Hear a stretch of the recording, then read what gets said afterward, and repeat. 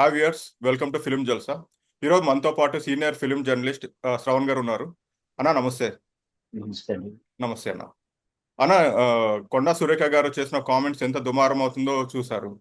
Morning ఆవిడ sorry చెప్తూ tweet కూడా చేశారు. ఈ ఇన్సిడెంట్ మీరు ఎలా చూసారు? పాపం నాగార్జున గారికి పరిస్థితి ఏంటో, ఎందుకు ఇలా నాగార్జున గారికి జరిగిందో వరుసగా ఆయనకు ఈ విధంగా నష్టం చేకూర్చింది, మనోవేదనకు గురి చేసినటువంటి అంశాలు ఒకటి తర్వాత ఒకటి వస్తా ఉన్నాయి.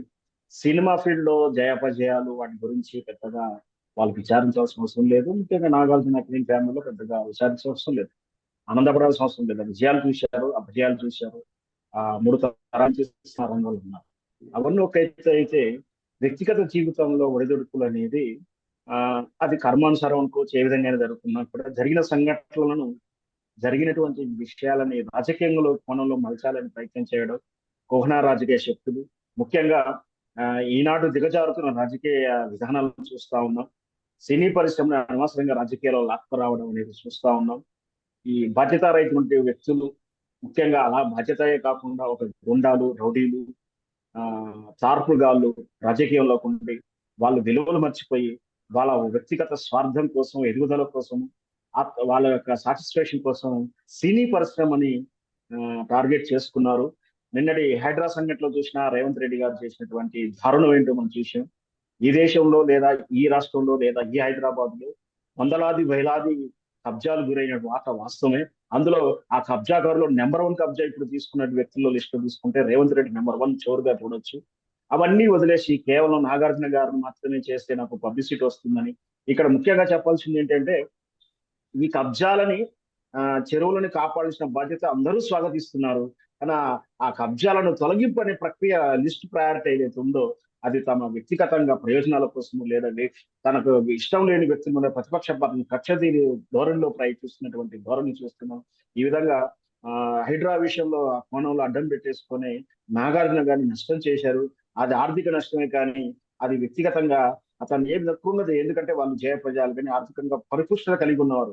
జీవితంలో ఏకైక ఇల్లు కానీ ఇప్పుడు మనం చూస్తున్నాం మూసీ నర్వాపాతంలో జీవితాన్నంతా కూడా 2 తరాల వ్యక్తులు జీవితాన్నంతా దారపోసి ఒక చిన్నపాటి ఇల్లు కట్టుకున్న వాళ్ళని కూలిపోతున్నాయి, కూలగొడుతున్నారు. అది కొంచెం మనోవేదన గురి చేస్తుంది. వీళ్ళకు కూడా చేసింది పెద్ద నష్టమైనప్పటికీ అది వాళ్ళ ఏమి జీవన్మరణ సమస్య కాదు. కానీ ఈ రోజు ఈ సమంత, నాగ చైతన్యాల వ్యక్తిగత జీవితంలోనికి కొండా సురేఖ అనేటువంటి రాజకీయ నాయకురాలు ఒక మహిళ ఉండి బాధ్యతారహితంగా ఏహమైన భాష వాడుతూ ఏహమైనటువంటి నిరాధారమైనటువంటి ఒక బాధ్యతలో మంత్రి పదవులు ఉండి ఇంకా సిగ్గుచేటు ఒక మహిళ ఉండి కూడా అలా విధంగా చేయడం. ఎందుకంటే వాళ్ళ నేపథ్యం తెలుసు, గుండా రాజకీయాలు, కబ్జాలు, బెదిరింపులు, దిగజార రాజకీయాలు. అయినా ఈ మధ్య కాలంలో అనారోగ్యం నుంచి బయటపడి చావుదల నుంచి బయటకు వచ్చింది. అంటే ఒక రకంగా చావును చూసి వచ్చిన వ్యక్తికి ఒక ఆధ్యాత్మిక చింతన భావన, ఒక రియలైజేషన్ ఉండాలి. అలాంటిది ఇహబంధాల మీద కానీ, కోపాల మీద కానీ, తాపాల మీద కానీ ఉండకుండా ప్రశాంతత చూపిస్తూ మాకు పరివర్తన జీవితాలు చూపాల్సినటువంటి కొండా సురేఖ తనను ఎవరో ట్రోల్ చేశారని, ఎవరో తమను మనోవేదన గురి చేశారని చెప్పి అంతకన్నా దిగజారి మాట్లాడి అందున దానికి ఒక సినిమా పరిశ్రమలు అందులో నాగార్జున వ్యక్తిగతంగా టార్గెట్ చేయడం, నిజంగా ఆమె మీద ఏహమైన చర్యలకు ఖచ్చితంగా కఠినమైన చట్టాలు ఉండాలి.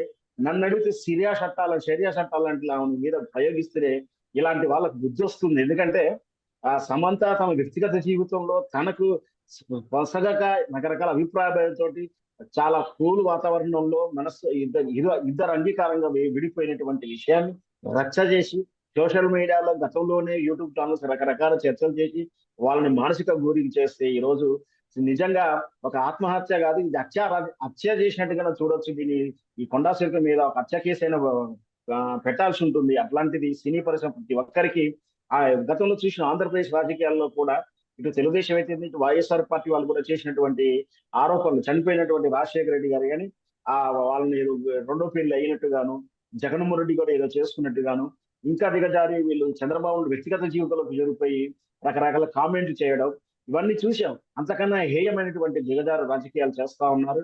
ఇది మంచి పరిణామం కాదు.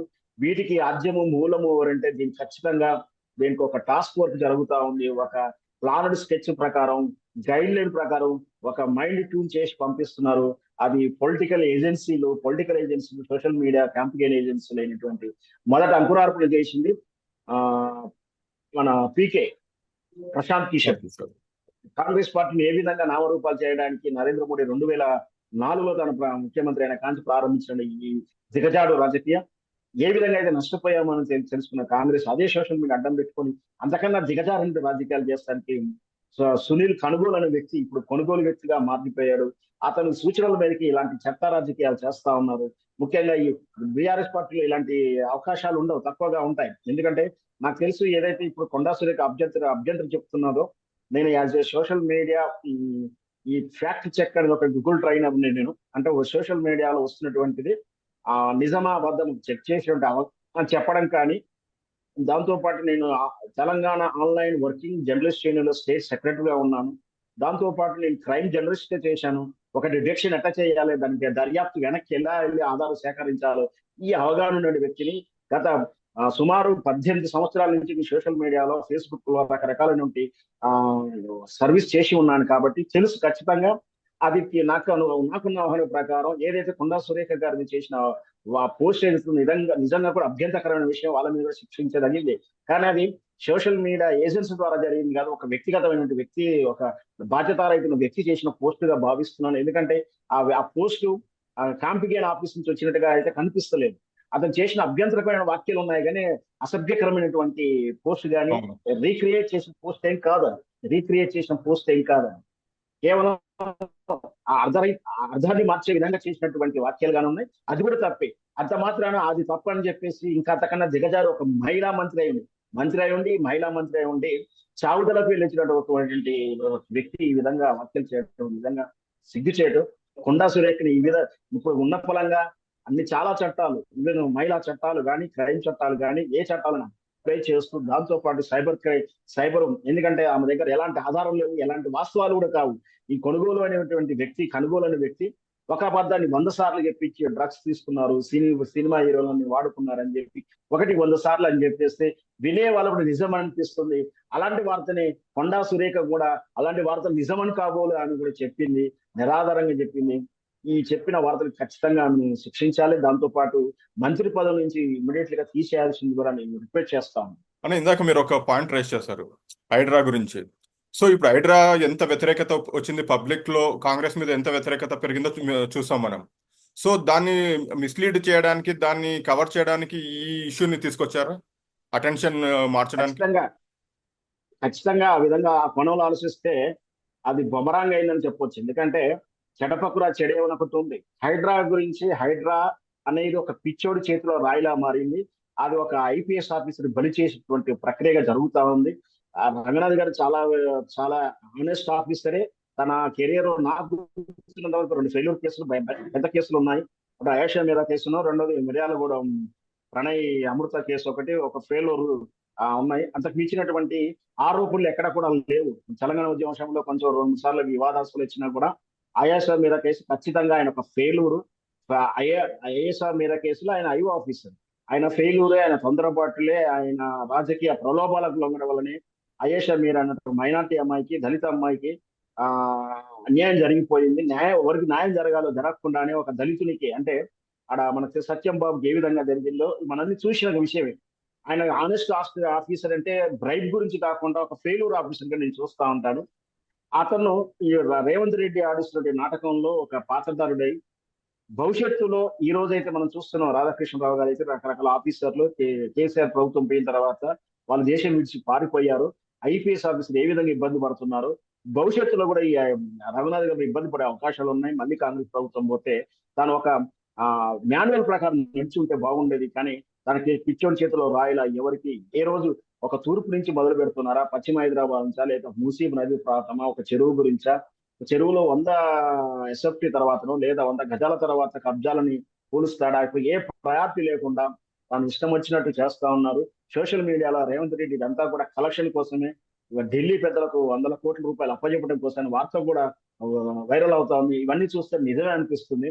అంటే వీటిని మరిపించడానికి, దీని అప్రతిష్ట నుంచి బయటపడటానికి మనం చూసాం సోషల్ మీడియాలో మూసీ నది ప్రాంతాన్ని. రీసెంట్ కూడా అదాని గ్రూప్ హైదరాబాద్కి వచ్చి అంత రహస్య మీటింగ్ జరిగినట్టు కూడా తెలుస్తా ఉంది. ఎందుకంటే బొంబాయి అంధేరిలో అదానికి అప్పచెప్పినట్టు మురికివాడల్ని మళ్ళీ ఈ రోజు మూసీ నది ప్రాంతానికి కూడా ఒప్పజెప్పే కుట్ర ఏమైనా అంటే జరుగుతుందా అనే ఒక అనుమానాలు కూడా వస్తా ఉన్నాయి. ఈ విధంగా జరిగితే మాత్రం నరేంద్ర మోడీ అండ్ రేవంత్ రెడ్డి కలిసి ఆడుతున్న నాటకంగానే చూడాలి. దీన్ని డైవర్ట్ చేయడానికి ఈ విధంగా తీసుకుంటే ఏదైతే హైదరాబాద్ అతను నష్టపోయినాడు అని చెప్పి భావిస్తుందో అంతకన్నా ఎక్కువ నష్టపోతుంది. నిన్నటి దాకా రేవంత్ రెడ్డి ఎక్కడ కనిపిస్తే అక్కడ సన్మానం చేద్దామని చూసిన ప్రజలు ఇలా ఒకటి రెండు జరిగితే మాత్రం ప్రజలే చైతన్యవంతులుగా వెళ్ళి రేవంత్ రెడ్డి ఇంటి మీద సన్మాన కార్యక్రమం వెళ్తారో అని అనిపించేలా ఉంది నాకు. సురేఖ గారు కేటీఆర్ గారిని టార్గెట్ చేసి తనని డ్యామేజ్ చేయాలనుకున్నారు. సో దీంతో కేటీఆర్ గారికి డ్యామేజ్ జరిగిందా, లేకుంటే సురేఖ గారికి సెల్ఫ్ గోల్ చేసుకున్నారా?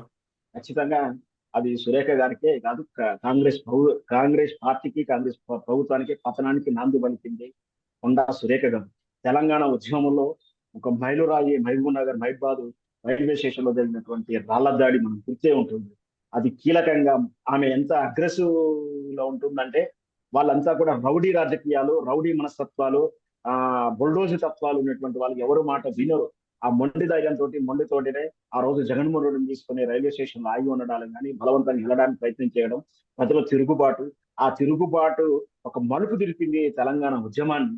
ఆ విధంగానే ఏదైతే ఆమె మొండితనం, ఏదైతే మూర్ఖత్వం ఆ రోజు తెలంగాణ ఉద్యమానికి ఏ విధంగా అయితే సహకరించిందో, ఈ రోజు ఆమె అప్రకృతత కానీ ఇలాంటి మొండి వైఖరి వల్లనే కాంగ్రెస్ పతనానికి కారణమవుతుందని కూడా స్పష్టంగా చెప్పవచ్చు. నా last and final question, cinema industry ఎందుకు ఈజీ టార్గెట్ అవుతుంది ప్రతి ఒక్కరికి? ఈ ఇష్యూ వల్ల సినిమా ఇండస్ట్రీలో యూనిటీ పెరిగిందని చెప్పొచ్చా? ప్రతి ఒక్కరు రెస్పాండ్ అవుతున్నారు ఈ ఇష్యూ మీద. మంచి ప్రశ్న అండి.